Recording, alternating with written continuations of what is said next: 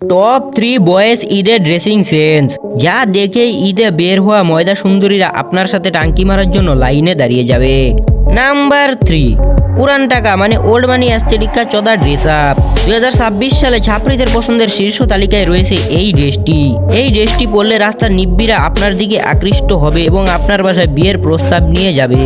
Number 2, DJ মাদ্রাসা attitude বয় dress up. ঈদের দিন এই ড্রেস আপটি পরলে আপনার রাস্তাঘাটে বের হওয়া কষ্ট হয়ে যাবে, কারণ মাদ্রাসার হিজাবি কুইন মেয়েরা আপনার সাথে জোর করে বিবাহ করার জন্য পিছে পড়ে থাকবে।